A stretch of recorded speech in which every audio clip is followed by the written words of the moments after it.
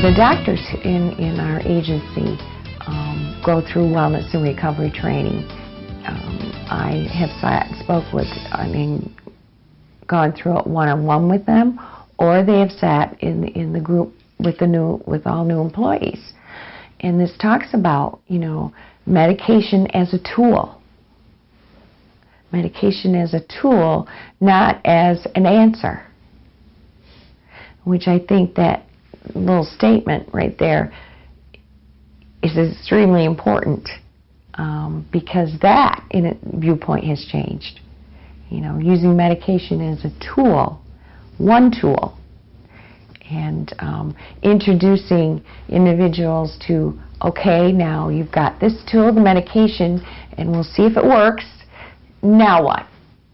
Now what can you do? Stigma in the community can be very difficult. I remember when I first was diagnosed, I felt so much shame and guilt, and people that found out in around my community, some were extremely supportive.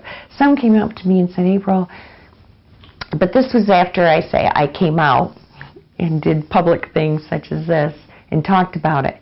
When they found that out, someone come up to me and say, April, you know what, I've got a brother. April, I've been feeling that way. April, you make it seem like it's okay. And people started opening up. Or I had the other reaction. I'm in the grocery store and I saw people that I knew for quite some time, in my community, would take their cart and turn and go down the other aisle. And you know what, that's okay, because they don't understand. They don't know what to say to you. They don't know, am I injured? Am I this poor, pitiful, I don't want to say something wrong. Or it can be fear. And part of the reason community mental health is trying to make these connections out in the community and these partnerships is so that we can educate the community that it's nothing to be afraid of. I also have come across people that think, I went to college. I have an education. I excelled in sports. I had good jobs. But it seemed after I got diagnosed and people knew that, all of a sudden I lost my intelligence. People would talk to me differently. And sometimes even louder. And I can't figure that one out. Or use, real slow, simple words. Or call me low functioning or high functioning. A doctor referred to me, and he was not intentionally trying to offend me. But after talking to him for a while, and I mentioned one of the medications he was talking about, and, we were having this conversation, and then I said, yes, I was on that medication for about 2 years. Well, as soon as he heard that, he knew from the medication what the diagnosis was, and he says, well, you're pretty high functioning. And I just nicely said, well, compared to what?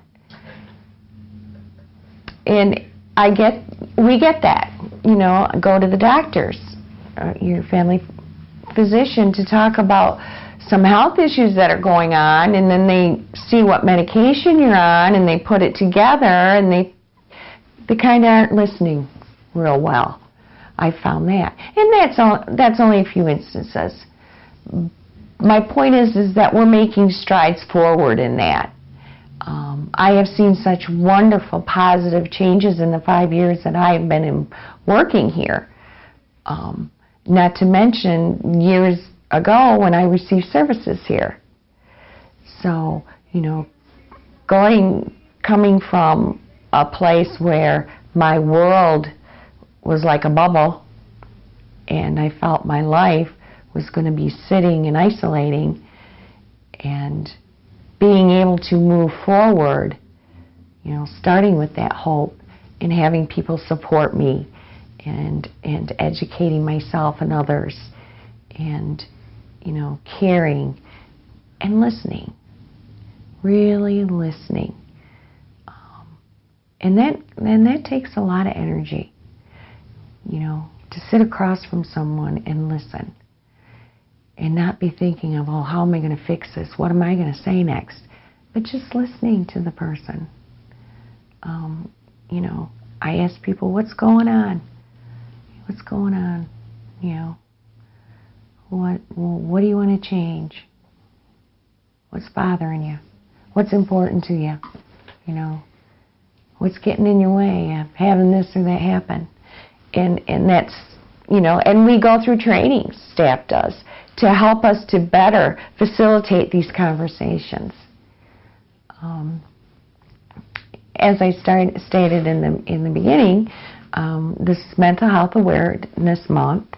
We had a busload of staff and individuals that received services go to Lansing for the Walk a Mile day, and they got to meet with some of the representatives and voice some of their concerns and see all these wonderful people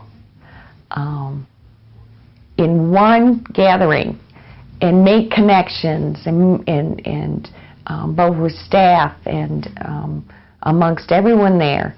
And it's such an empowering and enlightening and feel-good experience to feel like I'm not alone. I'm not alone in this. I just have to sometimes face my fears, take some action, and trust. And trust a little bit. And that can be very difficult. But if I can just take those first steps, that could be a journey of a lifetime.